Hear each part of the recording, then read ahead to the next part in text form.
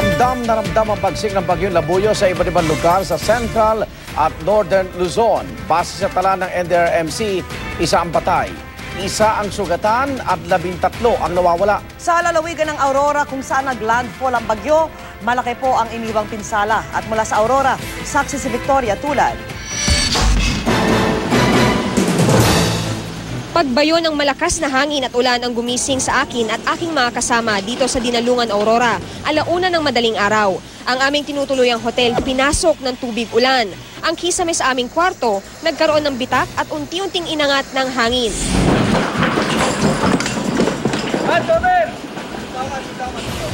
Ang mga upuan at mesa nagliparan.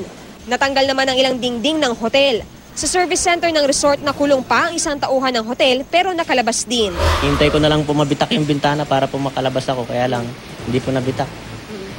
Tapos po nung nag-radyo na po ako sa manager ko kung pwede ko pong basagin, kaya po yung binasag ko po. Mula ikalawang palapag, lumikas kami sa baba.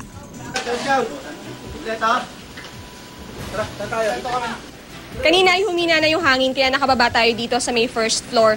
Pero ngayon ay muli na namang bumalik at nagbabadya na naman na basagin lahat ng salamin. Kaya ito, nilagay na ng mga kasama natin. Hinarangan na yung salamin ng cabinet. Mas safe daw dito sa baba dahil yung kisame sa taas ay unti-unti nang nanatanggal. Ang problema, medyo pinapasok na rin tayo ng tubig.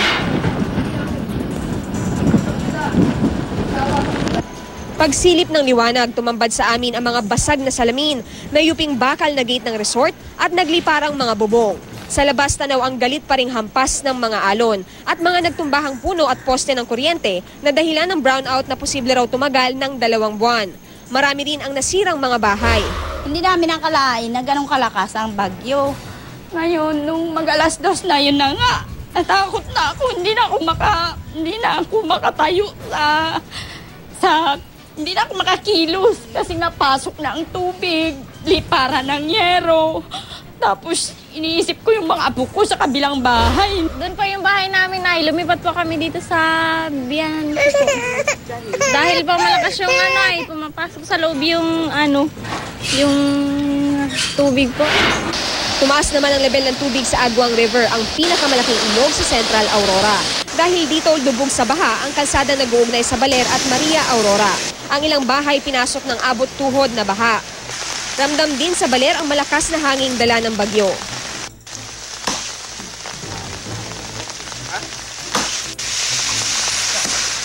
Binuwal din ng malakas na hangin ng isang buong basketball ring na yari sa bakal.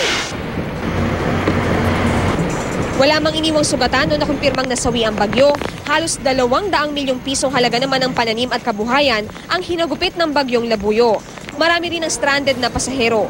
Nagsagawa na ng relief operations. Naka-heightened alert na rin ang PDRRMC ng Isabela dahil sa pagbubukas ng isang gate ng Magat Dam. Mula rito sa Aurora, ako si Victoria Tulad, ang inyong saksi.